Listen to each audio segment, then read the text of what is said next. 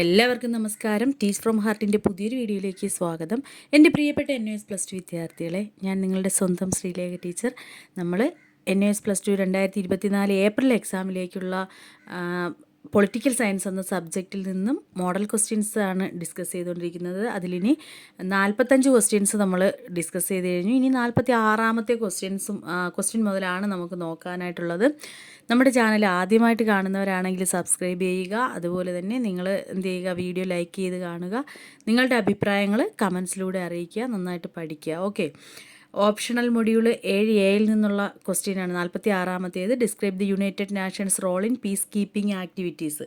2 മാർക്കിൻ്റെ ക്വസ്റ്റ്യനാണ്. Peace keeping activities എന്ന് പറഞ്ഞാൽ സമാധാന സംരക്ഷണ പ്രവർത്തനങ്ങൾ, അതായത് യുണൈറ്റഡ് നാഷൻസിൻ്റെ ഐക്യരാഷ്ട്രസഭയുടെ പങ്ക് ഏതിലാണ്? സമാധാന കാത്തു സൂക്ഷിക്കുന്നതിന് അല്ലെങ്കിൽ പീസ് കീപ്പിംഗ് ആക്ടിവിറ്റീസിലേക്ക് യുണൈറ്റഡ് നാഷൻസിൻ്റെ പങ്ക് എഴുതാനായിട്ടാണ്.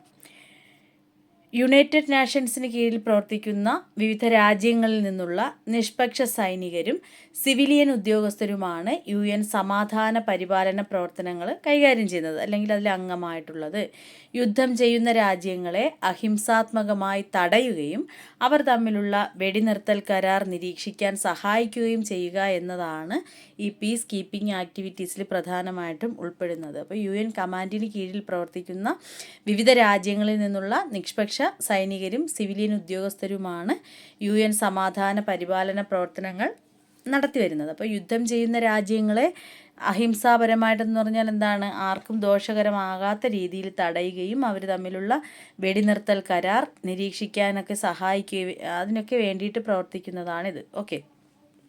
ഇനി അല്ലെങ്കിൽ നമുക്ക് അത് കഴിഞ്ഞിട്ട് ഓപ്ഷണൽ മൊഡ്യൂൾ 7Bയിൽ നിന്നൊരു ക്വസ്റ്റ്യൻ 46ാമത്തെ തന്നെയാണ്. അനലൈസ് എനി 2 ഫങ്ഷൻസ് ഓഫ് UPSCയുടെ 2 ധർമ്മങ്ങൾ ഏവ. അതിന് 2 മാർക്കിനാണ്.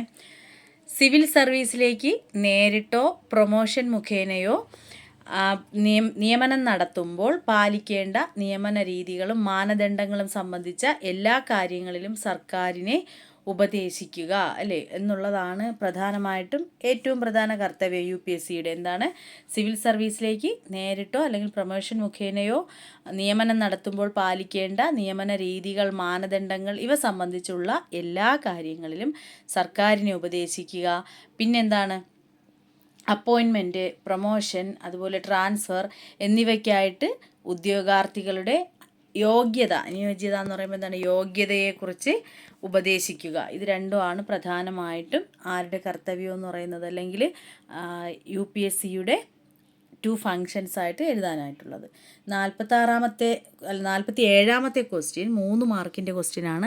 Explain the party system in India. ഇന്ത്യയിലെ പാർട്ടി സംവിധാനത്തെക്കുറിച്ച് എഴുതാനായിട്ടുള്ളതാണ്. നമ്മുടെ ഇന്ത്യയിലെ പാർട്ടി സംവിധാനത്തെക്കുറിച്ച് പറയുകയാണെങ്കിൽ ബഹുകക്ഷി സംവിധാനമാണ് നമ്മുടെ രാജ്യത്ത് നിലവിലുള്ളത്, അല്ലേ. ബഹുകക്ഷി എന്ന് പറയുമ്പോൾ ഒരു പാർട്ടിയല്ല, ഒന്നിൽ കൂടുതൽ പാർട്ടികൾ ഉണ്ടായിരിക്കും. അതായത് നിരവധി ദേശീയ പ്രാദേശിക പാർട്ടികളുടെ ആധിപത്യമാണ് നമ്മുടെ രാഷ്ട്രീയത്തിൻ്റെ ഒരു പ്രത്യേകത. ദേശീയ പാർട്ടി എന്ന് പറയുമ്പോൾ രാജ്യ തലത്തിൽ പ്രവർത്തിക്കുന്നവ, പ്രാദേശികം എന്ന് പറയുമ്പോൾ നമ്മൾ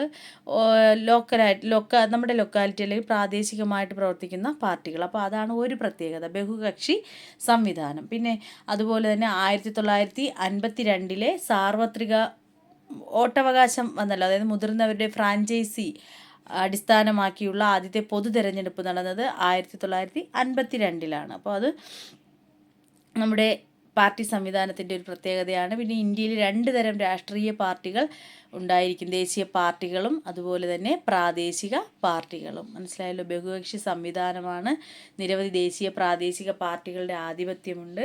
അതുപോലെ 1952 സാർവത്രിക അഡൽസ് ഫ്രാഞ്ചൈസി, അല്ലേ, അത് അടിസ്ഥാനമാക്കിയുള്ള ആദ്യത്തെ പൊതു തിരഞ്ഞെടുപ്പ് നടന്നിട്ടുണ്ട്. ഇന്ത്യയിൽ 2 തരം രാഷ്ട്രീയ പാർട്ടികൾ, അതായത് ദേശീയ പാർട്ടികളും പ്രാദേശിക പാർട്ടികളും. ഇനി 48ാമത്തെ ക്വസ്റ്റ്യൻ എന്ന് പറയുന്നത് identify 3 major factors causing environmental degradation. നമ്മുടെ പരിസ്ഥിതി നാശത്തിന്, അല്ലെ, ശോഷണത്തിന് കാരണമാകുന്ന 3 ഘടകങ്ങൾ ഏതെല്ലാമാണെന്ന് എഴുതാനായിട്ടാണ്. ഏറ്റവും പ്രധാനമായിട്ടുള്ളത് എന്താണ്? നമ്മുടെ ഭൂമിയിലെ വായു, ജലം എന്നിവയുടെ അപചയം തന്നെയാണ്, അല്ലേ. പിന്നെ ജനപ്പെരുപ്പം എന്ന് പറഞ്ഞാൽ ജനങ്ങൾ അമിതമായിട്ട് വർദ്ധിച്ചു കൊണ്ടിരിക്കുന്നു. നമുക്ക് ലഭ്യമായിട്ടുള്ള വിഭവങ്ങളൊക്കെ കുറവും, അതുപോലെ പക്ഷേ അതേസമയം ജനങ്ങൾ കൂടുതലുമാണ്. പിന്നെ എന്താണ് നഗരവൽക്കരണം അല്ലേ? നഗരവൽക്കരിക്കുന്നതിൻ്റെ ഫലമായിട്ട് എന്ത് ചെയ്യുന്നു? കൂടുതലായിട്ട് പരിസ്ഥിതിയെ നമുക്ക് നഷ്ടപ്പെടുത്തേണ്ടതായിട്ട് വരുന്നു. പിന്നെ വ്യാവസായികവൽക്കരണം, ഇൻഡസ്ട്രിയലൈസേഷൻ, ഒരുപാട് ഫാക്ടറികളും അങ്ങനെയുള്ള കാര്യങ്ങളൊക്കെ നിലവിൽ വരുമ്പോൾ നമ്മുടെ പരിസ്ഥിതിക്ക് അത് ഒരുപാട് ദോഷകരമായിട്ട് മാറുന്നു. അപ്പോൾ ഇതാണ് അവിടെ എഴുതാനായിട്ടുള്ള ആൻസർ. നെക്സ്റ്റ് ഒന്നുകിൽ അത് എഴുതാം. ഏതാണ് നമ്മളിപ്പോൾ പറഞ്ഞ question? Identify 3 major factors causing environmental degradation എന്നുള്ളത്. അത് 3 മാർക്കാണ്. അല്ലെങ്കിൽ ഏതെഴുതാം? Explain the objectives of India's national environmental policy. ഇന്ത്യയുടെ ദേശീയ പരിസ്ഥിതി നയം, അതാണ് എൻവയോൺമെൻറ്റൽ പോളിസി എന്ന് പറയുന്നത്. അപ്പോൾ അതിൻ്റെ ലക്ഷ്യങ്ങൾ എന്തെല്ലാമാണെന്നാണ്. അപ്പോൾ ഇന്ത്യയുടെ ദേശീയ പരിസ്ഥിതി നയത്തിൻ്റെ ലക്ഷ്യങ്ങൾ എന്തൊക്കെയാണ്? സുരക്ഷിതത്വവും ആരോഗ്യകരവും ഉൽപാദനപരവും സൗന്ദര്യാത്മകവുമായ സംതൃപ്തി നൽകുന്ന അന്തരീക്ഷം സംരക്ഷിക്കുകയും വികസിപ്പിക്കുകയും ചെയ്യുക. ഇത് തന്നെയാണ് ഒന്നാമത്തെ ഒബ്ജക്റ്റീവ്. എന്താണ്? നമ്മുടെ സുരക്ഷിതത്വവും ആരോഗ്യകരവും ഉൽപാദനപരവും സൗന്ദര്യാത്മകവുമായിട്ടുള്ള സംതൃപ്തി നൽകുന്ന അന്തരീക്ഷം സംരക്ഷിക്കുകയും വികസിപ്പിക്കുകയും ചെയ്യുക. രണ്ടാമത്തെ എന്താണ്? ജീവിത നിലവാരം വർദ്ധിപ്പിക്കുന്നതിന് ഗ്രാമ നഗര സെറ്റിൽമെൻറ്റുകൾ നവീകരിക്കുക. ജനങ്ങളുടെ ജീവിത നിലവാരം വർദ്ധിപ്പിക്കുന്നതിന് ഗ്രാമ നഗര സെറ്റിൽമെൻറ്റുകൾ നവീകരിക്കുക, വികസിപ്പിക്കുക, കൈകാര്യം ചെയ്യുക. അതുപോലെ മൂന്നാമത്തെ പോയിന്റ്, പാരിസ്ഥിതിക ആഘാതം, അതായത് ഉചിതമായിട്ടുള്ള പാരിസ്ഥിതിക സംരക്ഷണം ഉൾപ്പെടുത്തിക്കൊണ്ട് മികച്ച പാരിസ്ഥിതിക തത്വങ്ങളിൽ വികസനം ആസൂത്രണം ചെയ്യുക. അതും നമ്മുടെ പ്രകൃതിയെ സംരക്ഷിക്കുന്നതിനല്ലേ, നമ്മുടെ പരിസ്ഥിതിയെ സംരക്ഷിക്കുന്നതിന് ഒരു പ്രധാനപ്പെട്ട കാര്യമാണ്. ഇനി മറ്റൊരു ലക്ഷ്യം എന്താണ്? പരിസ്ഥിതി സുരക്ഷ സാങ്കേതിക വിദ്യകൾ, വിഭവങ്ങളുടെ പുനരുപയോഗം, മാലിന്യങ്ങളുടെ ഉപയോഗം എന്നിവ പ്രോത്സാഹിപ്പിക്കുക. അതായത് പരിസ്ഥിതിയെ സംരക്ഷിക്കുന്ന തരത്തിലുള്ള സാങ്കേതിക വിദ്യകൾ, വിഭവങ്ങളുടെ പുനരുപയോഗം, വീണ്ടും ഉപയോഗിക്കാനുള്ള ഒരു കപ്പാസിറ്റി ഉണ്ടാക്കുക. മാലിന്യങ്ങളുടെ ഉപയോഗം, അതായത് നമുക്ക് വീണ്ടും എന്ത് ചെയ്യാൻ നമുക്കറിയാം പ്ലാസ്റ്റിക് മാലിന്യങ്ങൾ തന്നെ വേർതിരിച്ചൊക്കെ എടുക്കുന്നുണ്ടല്ലോ. അപ്പോൾ അങ്ങനെയൊക്കെ ഉള്ളത് പ്രോത്സാഹിപ്പിക്കുക. പർവ്വതങ്ങൾ, മഴക്കാടുകൾ, മേച്ചിൽപ്പുറങ്ങൾ, മരുഭൂമികൾ, അതുപോലെ ആർദ്രഭൂമികൾ, തടാകങ്ങൾ, ബീച്ച്, കണ്ടൽക്കാട്, അഴിമുഖങ്ങൾ, ദ്വീപ്, ഇങ്ങനെയുള്ള തടാകങ്ങൾ, ഇവയൊക്കെ എന്ത് ചെയ്യുക? ഇങ്ങനെയുള്ള പ്രത്യേക ആവാസ വ്യവസ്ഥകൾക്കായിട്ട് എന്ത് ചെയ്യണം? സംരക്ഷിക്കണം അല്ലേ? പ്രകൃതി സംരക്ഷണ കേന്ദ്രങ്ങളും സങ്കേതങ്ങളും സൃഷ്ടിച്ചുകൊണ്ട്, ഇങ്ങനെയുള്ളവയൊക്കെ സംരക്ഷിച്ചുകൊണ്ട് രാജ്യത്തിൻ്റെ ജൈവ വൈവിധ്യം സംരക്ഷിക്കുക. ഇതൊക്കെയാണ് ഏതിൻ്റെ ലക്ഷ്യമെന്ന് പറയുന്നത്? ഇന്ത്യാസ് നാഷണൽ എൻവയോൺമെൻറ്റൽ പോളിസി, ഇന്ത്യയുടെ പരിസ്ഥിതി നയത്തിൻ്റെ ലക്ഷ്യങ്ങളെന്ന് പറയുന്നത്. ഓക്കെ, നെക്സ്റ്റ് 49ാമത്തെ question, discuss the role of non alignment movement in India's foreign policy. ഇന്ത്യയുടെ വിദേശ നയത്തിൽ, നമ്മുടെ ഇന്ത്യയുടെ വിദേശ നയത്തിൽ ഏതിൻ്റെയാണ്? ചേരിചേരാ പ്രസ്ഥാനത്തിൻ്റെ റോളിനെ കുറിച്ച് ഡിസ്കസ് ചെയ്യാനായിട്ടാണ്. രണ്ടാം ലോക മഹായുദ്ധത്തിന് ശേഷം അമേരിക്കയും സോവിയറ്റ് യൂണിയനും ചേർന്ന് രൂപീകരിച്ച ഓരോ സൈനിക സഖ്യങ്ങളൊക്കെ രൂപീകരിക്കുകയുണ്ടായി അല്ലേ? അപ്പോൾ ഈ ഒരു സൈനിക സഖ്യത്തിലും ചേരാതെ വിദേശകാര്യങ്ങളിൽ ദേശീയ സ്വാതന്ത്ര്യം നിലനിർത്താനാണ് ചേരിചേരാ സംഘടന ലക്ഷ്യമിടുന്നത്. ഇവിടുത്തെ ക്വസ്റ്റ്യൻ എന്താണ്?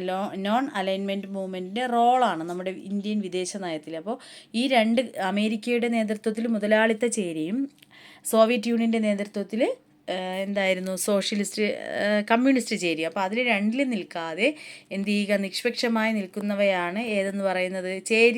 ഒരു ചേരിയിലും ചേരാതെ നിന്ന പ്രസ്ഥാനം എന്ന് പറയുന്നത്. അപ്പോൾ ഒരു സൈനിക സംഘത്തോടും പ്രതിബദ്ധത പുലർത്താതെ ഓരോ കേസിൻ്റെ ഗുണങ്ങൾക്കനുസൃതമായിട്ട് അന്താരാഷ്ട്ര വിഷയങ്ങളിൽ സ്വതന്ത്രമായ നിലപാടെടുക്കുക എന്നതിനർത്ഥം ചലനാത്മകമായിട്ടുള്ള ഒരു ആശയം, ചേരിചേരാ നയം എന്നുള്ള ആശയം, ഒരു ചേരിയിലും ചേരാതെ നിൽക്കുക എന്നുള്ളത് തന്നെയായിരുന്നു. അതുപോലെ 7ാമത്തെ നോൺ അലൈൻമെൻറ്റ് മൂവ്മെൻറ്റ് അല്ലേ, അതിൻ്റെ നോൺ അലൈൻമെൻറ്റ് മൂവ്മെൻറ്റിൻ്റെ ഉച്ചകോടിക്ക് ഇന്ത്യ 1983 ന്യൂഡൽഹിയിൽ ആതിഥേയത്വം വഹിച്ചു. വികസനത്തിൻ്റെയും നിരായുധീകരണത്തിൻ്റെയും കാരണം ഈ നാം ഏറ്റെടുക്കുന്നു. അപ്പോൾ ഒരുപാട് ആണ് ഈ നാമിന് പ്രത്യേകതകളായിട്ട് ഉള്ളത്. ഇതൊക്കെയാണ് ഇന്ത്യയുടെ ഫോറിൻ പോളിസിയിൽ ഈ ചേരിചേരാ പ്രസ്ഥാനത്തിൻ്റെ റോളെന്ന് പറയുന്നത്. അത് 3 മാർക്കിൻ്റെ ക്വസ്റ്റ്യനാണ്. 50ാമത്തെ question, analyse the 3 writs of the supreme court which make it the protector of fundamental rights. നമുക്കറിയാം സുപ്രീം കോടതി നമ്മുടെ മൗലികാവകാശങ്ങളുടെ സംരക്ഷകനാണ്. അത്തരത്തിലാണെങ്കിൽ സുപ്രീം കോടതിയുടെ അങ്ങനെയുള്ള 3 അവകാശങ്ങളെക്കുറിച്ചാണ് എഴുതാൻ ചോദിച്ചിട്ടുള്ളത്. ഈ 3 അവകാശങ്ങൾ സുപ്രീം കോടതിക്കുള്ളത് ഈ കഴിഞ്ഞ ഏതോ വീഡിയോയിൽ ഇത് നമ്മൾ ഡിസ്കസ് ചെയ്തു. ഈ ഒരു ക്വസ്റ്റ്യൻ ഉണ്ടായിരുന്നതാണ്. അതായത് റിട്ടുകളുടെ കോടതി പുറപ്പെടുവിക്കുന്ന വിവിധതരം റിട്ടുകളുടെ രൂപത്തിലാണ് ഇവ നമ്മളെ സഹായിക്കുന്നത്. എങ്ങനെയാണ്? ഹേബിയസ് കോർപ്പസ്, മൻഡാമസ്, കോവാറൻറ്റോ അല്ലേ, ഇതൊക്കെ. അപ്പോൾ സുപ്രീം കോടതി നമ്മളെ ഫണ്ടമെൻ്റൽ റൈറ്റ്സ് മൗലിക അവകാശങ്ങൾ സംരക്ഷിക്കുന്നതിൻ്റെ ഒരു വാഹകൻ അല്ലെങ്കിൽ സംരക്ഷിക്കുന്ന ഒരു ഏറ്റവും ഇമ്പോർട്ടൻ്റ് ആയിട്ടുള്ളൊരു ഘടകം തന്നെയാണ്. അപ്പോൾ അതിൻ്റെ 3 അവകാശങ്ങൾ പറയുമ്പോൾ ഏത് തന്നെയാണ് നമുക്ക് പ്രധാനമായിട്ടും പറയുക? റിട്ടുകളുടെ സ്വഭാവത്തിലുള്ള ഹേബിയസ് കോർപ്പസ്, അതുപോലെ മൻഡാമസ്, കോവാറൻറ്റോ, ഇവയിലൂടെ ഈ 3 പ്രധാനപ്പെട്ട റൈറ്റ്സാണ് നമ്മൾ സുപ്രീം കോടതിയെ പറ്റി പറയുമ്പോൾ ഓർക്കുന്നത്. ഇനി അഥവാ അതിൽ മറ്റൊരു ക്വസ്റ്റ്യൻ ഉണ്ട് 3 മാർക്കിൻ്റെ, describe the term A court of record. എന്താണ് കോർട്ട് ഓഫ് റെക്കോർഡ് എന്ന നിലയിൽ എന്നതുകൊണ്ട് ഉദ്ദേശിക്കുന്നത്? അതായത് സുപ്രീം കോടതി എന്ന് പറയുന്നത് ഒരു റെക്കോർഡ് കോടതി കൂടിയാണ് അല്ലേ. ഇതിന് 2 സൂചനകൾ ഉണ്ടായിരിക്കും. അതിൻ്റെ എല്ലാ തീരുമാനങ്ങളും വിധിന്യായങ്ങളും രാജ്യത്തെ എല്ലാ കോടതികളിലും ദൃഷ്ടാന്തങ്ങളായിട്ട് ഉദ്ധരിക്കപ്പെടുന്നു അല്ലെങ്കിൽ ഉയർത്തപ്പെടുന്നു. അതായത് അവർക്ക് നിയമത്തിൻ്റെ ശക്തിയുണ്ട്. എല്ലാ കീഴ്ക്കോടതികളിലും തീർച്ചയായും ഹൈക്കോടതികളും എന്തിനു ബാധ്യസ്ഥരാണ്? സുപ്രീം കോടതി ഇങ്ങനെ കോർട്ട് ഓഫ് റെക്കോർഡ് അല്ലെങ്കിൽ എന്തെങ്കിലും രേഖകളൊക്കെ ഹാജരാക്കാൻ പറയുമ്പോൾ കൊടുക്കാൻ ബാധ്യസ്ഥരാണ്. ഒരു കോർട്ട് ഓഫ് റെക്കോർഡ് എന്ന നിലയിൽ കോടതി അലക്ഷ്യം നടത്തിയ ഒരാളെ ജയിലിലേക്ക് അയക്കാൻ പോലും ആർക്ക് അധികാരം ഉണ്ടായിരിക്കും? സുപ്രീം കോടതിക്ക് അധികാരമുണ്ടായിരിക്കും. അപ്പോൾ സുപ്രീം കോടതി എന്ന് പറയുന്നത് ഒരു റെക്കോർഡ് കോടതിയാണ്. മനസ്സിലായല്ലോ? അതിൻ്റെ എല്ലാ തീരുമാനങ്ങളും വിധിന്യായങ്ങളും രാജ്യത്തെ എല്ലാ കോടതികളിലും അതായത് നിയമത്തിന് അത്രയ്ക്ക് ശക്തിയുണ്ടെന്നാണ്. കീഴ്ക്കോടതികളും ഹൈക്കോടതികളും ഒക്കെ ഇതനുസരിക്കാൻ ബാധ്യസ്ഥരാണ്. ഒരു കോർട്ട് ഓഫ് റെക്കോർഡ് എന്ന നിലയിൽ കോടതി അലക്ഷ്യം നടത്തിയ ഒരാളെ ജയിലിൽ അയക്കാൻ പോലും സുപ്രീം കോടതിക്ക് അധികാരം ഉണ്ടായിരിക്കും. മനസ്സിലായല്ലോ? നെക്സ്റ്റ് 51ാമത്തെ question, identify the basic principles of India's foreign policy. Indian വിദേശ നയത്തിൻ്റെ അടിസ്ഥാന തത്വങ്ങൾ എന്തെല്ലാമാണെന്നുള്ളതാണ്. ദേശീയ താൽപ്പര്യം സംരക്ഷിക്കൽ, നമ്മുടെ ദേശത്തിൻ്റെ താൽപ്പര്യം സംരക്ഷിക്കൽ, ലോക സമാധാനം, നിരായുധീകരണം, ആഫ്രോ ഏഷ്യൻ രാജ്യങ്ങൾക്ക് സ്വാതന്ത്ര്യം, ഇതൊക്കെയാണ് നമ്മുടെ ഇന്ത്യയുടെ വിദേശ നയത്തിൻ്റെ ബേസിക് പ്രിൻസിപ്പിൾസ് എന്ന് പറയുന്നത്. മനസ്സിലായാലും എന്തൊക്കെയാണ്? ദേശീയ താൽപ്പര്യം സംരക്ഷിക്കൽ, ലോക സമാധാനം, നിരായുധീകരണം, ആഫ്രോ ഏഷ്യൻ രാജ്യങ്ങൾക്ക് സ്വാതന്ത്ര്യം, ഇതൊക്കെയാണ്. ഓക്കെ. അതുപോലെ പ്രധാന തത്വങ്ങളിൽ വരുന്നത് ഏതാണ്? നമ്മുടെ പഞ്ചശീല തത്വങ്ങൾ വരുന്നുണ്ടല്ലേ. ഒരു രാജ്യം മറ്റു രാജ്യത്തെ ബഹുമാനിക്കുക, അതിർത്തി സഹവർത്തിത്വം നിലനിർത്തുക, അങ്ങനെ കുറേ ഉണ്ടല്ലോ. അതൊക്കെ 5 എണ്ണവും പഞ്ചശീല തത്വങ്ങളും ഇതിൽ വരുന്നതാണ്. അതുപോലെ കൊളോണിയലിസം, സാമ്രാജ്യത്വ വിരുദ്ധത, വംശീയത, ഇതിനൊക്കെ എതിരെ എന്ത് ചെയ്യുന്നു? UN ശക്തിപ്പെടുത്തുക, ഇതെല്ലാം ഏതിൽ വരുന്നതാണ്? നമ്മുടെ ഇന്ത്യയുടെ ഫോറിൻ പോളിസിയിൽ വരുന്നതാണ്. 3 മാർക്കിൻ്റെ ക്വസ്റ്റ്യനാണ്. നെക്സ്റ്റ് 52ാമത്തെ question, identify the 3 hindrances in the formation of a sound public opinion. Hindrance എന്ന് പറഞ്ഞാൽ തടസ്സം. ജനാഭിപ്രായത്തിന് തടസ്സമായിട്ട് നിൽക്കുന്ന അല്ലെങ്കിൽ പൊതുജനാഭിപ്രായ രൂപീകരണത്തിന് തടസ്സമായിട്ട് നിൽക്കുന്നവ ഏതെല്ലാം? 3 തടസ്സങ്ങൾ എഴുതാനായിട്ടാണ്. ഉദാസീന മനോഭാവം, അതായത് നമ്മളിൽ ചിലർക്ക് മനസ്സിൽ ചില ഇതുണ്ട്. എന്താണ്? പൊതുവെ രാഷ്ട്രീയ പ്രവർത്തനങ്ങളിൽ നിന്നും സ്വയം അകന്നു നിൽക്കാനാണ് മിക്കവാറും പേരും ഇഷ്ടപ്പെടുന്നത് അല്ലേ. അതായത് എല്ലാവർക്കും ഈ രാഷ്ട്രീയ പ്രവർത്തനങ്ങളിലൊന്നും പങ്കുചേരാൻ ആഗ്രഹം ഉണ്ടാവില്ല നമുക്ക്. അതാണ് നമ്മൾ എന്തുകൊണ്ട് ഉദ്ദേശിക്കുന്നത്?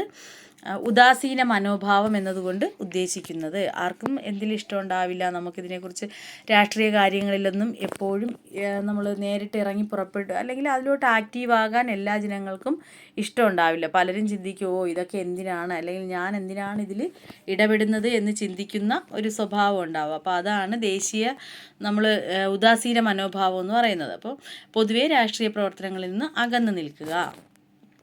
പിന്നെ എന്താണ് സാക്ഷരത, മറ്റൊരു പ്രധാന ഘടകമാണ്. തടസ്സമായി നിൽക്കുന്നത് സാക്ഷരത എന്നല്ല, നിരക്ഷരരായ ആളുകൾക്ക് അറിവ് പരിമിതമായിരിക്കും. അവർക്ക് രാഷ്ട്രീയ പ്രശ്നങ്ങളിൽ ഇടപെടാനോ അപ്പോൾ അതിനെക്കുറിച്ച് കൂടുതൽ അറിയാനോ സാധിക്കുന്നില്ല. അപ്പോൾ അതൊരു പ്രധാന പ്രശ്നമാണ്, ഒരു ഹിൻഡ്രൻസ്, തടസ്സം തന്നെയാണ്. പിന്നെ ദരിദ്രർ എപ്പോഴും രാഷ്ട്രീയത്തിൽ നിന്നും ഒറ്റപ്പെട്ട് നിൽക്കുന്നവരാണ് അല്ലേ. പൊതുകാര്യങ്ങളിൽ ശ്രദ്ധ ചെലുത്താനൊന്നും അവർക്ക് സമയം കണ്ടെത്താൻ കഴിയുന്നുമില്ല, സമയം കിട്ടാറുമില്ല.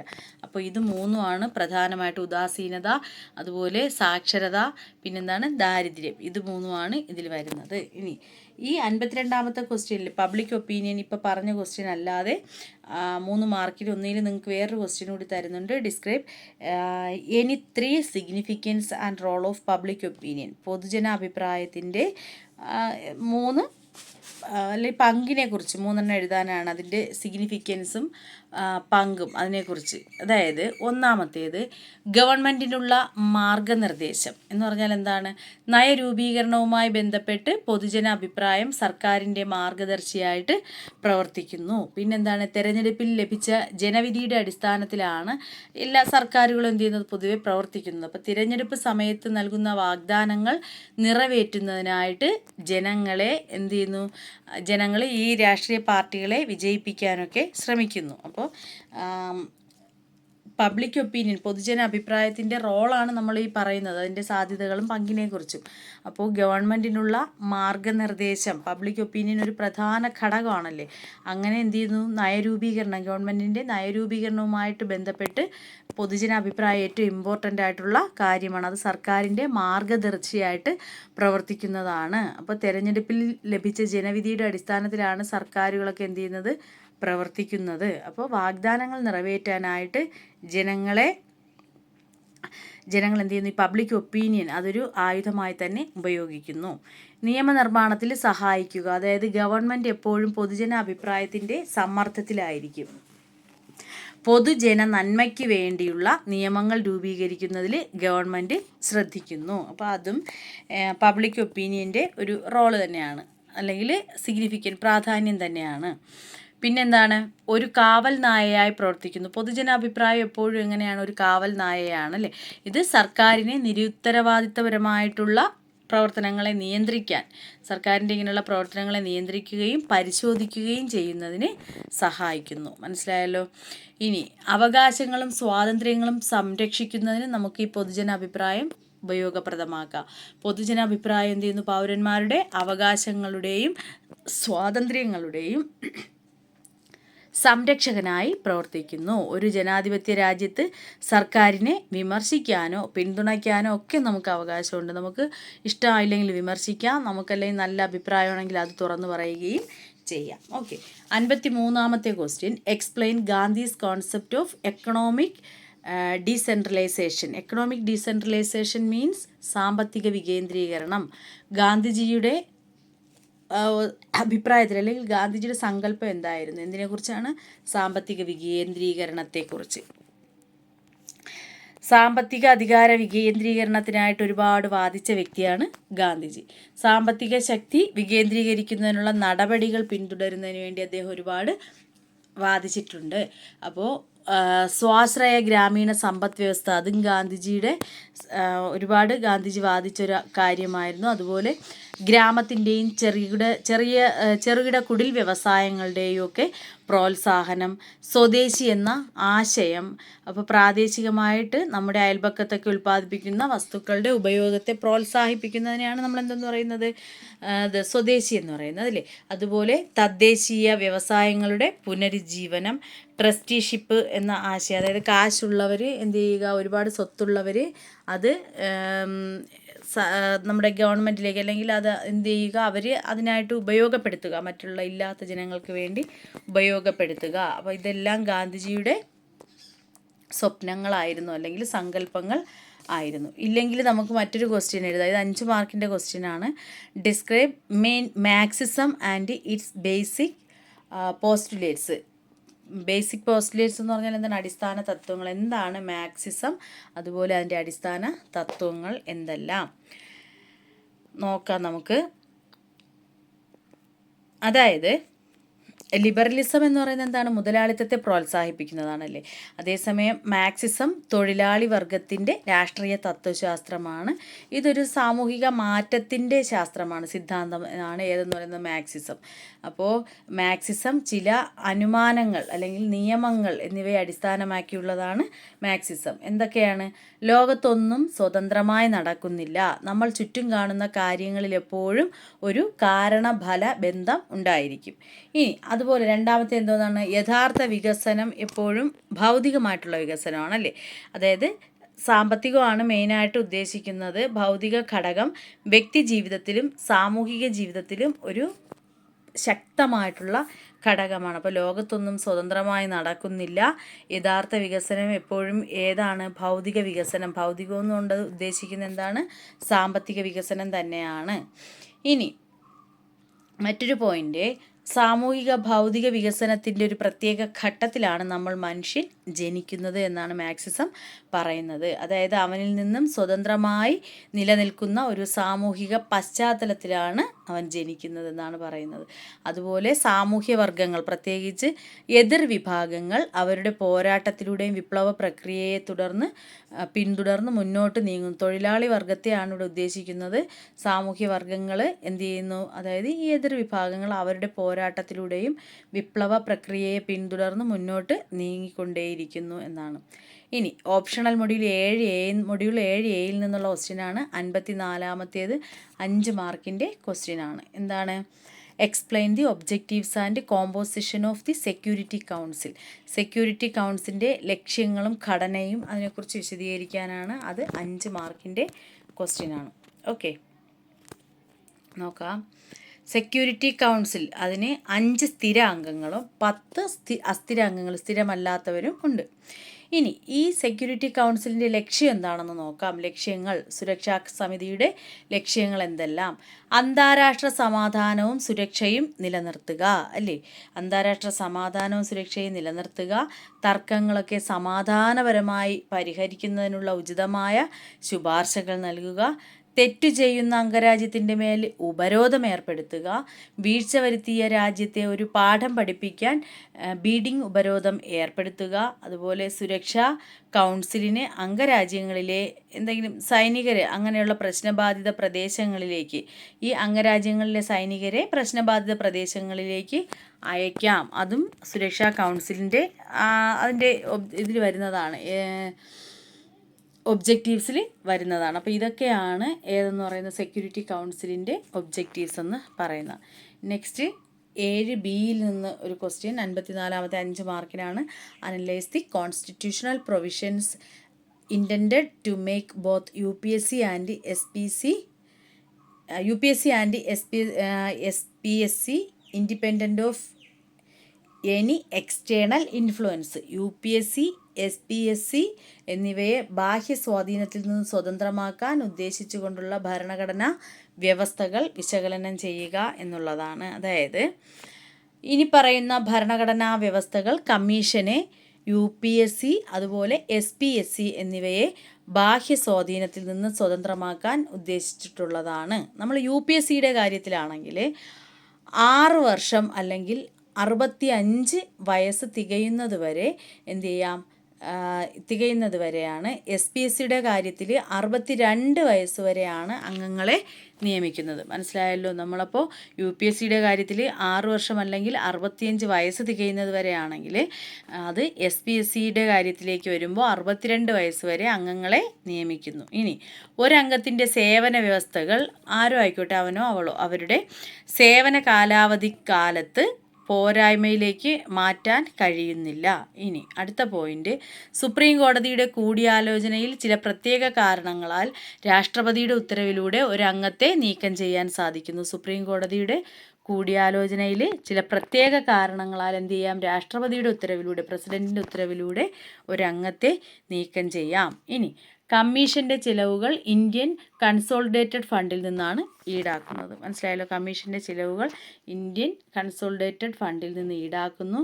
കമ്മീഷൻ്റെ അധികാരപരിധിയിൽ നിന്നുള്ള ഏതൊരു കാര്യവും ഒഴിവാക്കി സർക്കാർ പുറപ്പെടുവിക്കുന്ന എല്ലാ നിയന്ത്രണങ്ങളും പാർലമെൻറ്റിൻ്റെയോ അല്ലെങ്കിൽ സംസ്ഥാന നിയമസഭയുടെയോ മുമ്പാകെ അത് വരുത്താൻ ഉചിതമെന്ന് തോന്നുന്ന പരിഷ്കാരങ്ങൾക്കായിട്ട് സമർപ്പിക്കാം. അതായത് കമ്മീഷൻ്റെ പരിധിയിൽ നിന്ന്, അധികാര പരിധിയിൽ നിന്നുള്ള ഏതൊരു കാര്യമായിക്കോട്ടെ അത് ഒഴിവാക്കി സർക്കാർ പുറപ്പെടുവിക്കുന്ന എല്ലാ നിയന്ത്രണങ്ങളും പാർലമെൻറ്റിൻ്റെയോ സംസ്ഥാന നിയമസഭയുടെയോ മുമ്പാകെ അത് വരുത്താൻ ഉചിതമെന്ന് തോന്നുന്ന പരിഷ്കാരങ്ങൾക്കായിട്ട് സമർപ്പിക്കാൻ സാധിക്കുന്നു.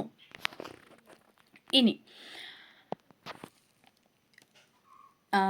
ഇതൊക്കെയാണ് ഏതെന്ന് പറയുന്നത് നമ്മൾ UPSC, SPSC എന്നിവയെ ബാഹ്യ സ്വാധീനത്തിൽ നിന്ന് സ്വതന്ത്രമാക്കാൻ ഉദ്ദേശിച്ചിട്ടുള്ള നമ്മുടെ ഭരണഘടനാ വ്യവസ്ഥകളെന്ന് പറയുന്നത്. അപ്പോൾ ഇത് നിങ്ങൾ റിപ്പീറ്റ് ചെയ്ത് കേട്ട് പഠിക്കാനായിട്ട് ശ്രമിക്കുക. പിന്നെ മിക്കവാറും പേരുടെ കയ്യിൽ മോഡൽ ക്വസ്റ്റ്യൻസ് ഉണ്ടെങ്കിൽ അതിൽ എന്ത് ചെയ്തിട്ടുണ്ട്, നമുക്ക് ഇംഗ്ലീഷിൽ തന്നിട്ടുണ്ട്. ഇതിൻ്റെ ആൻസേഴ്സ് ആ ക്വസ്റ്റ്യൻസിൽ തന്നെ തന്നിട്ടുണ്ട്. അത് നിങ്ങൾ മനസ്സിലാക്കുക. ഗൈഡും ഒക്കെ ഉണ്ടല്ലോ, വെച്ച് പഠിക്കാനായിട്ട് ശ്രമിക്കുക. മറ്റൊരു വീഡിയോയിലൂടെ നമുക്ക് വീണ്ടും കാണാം. താങ്ക്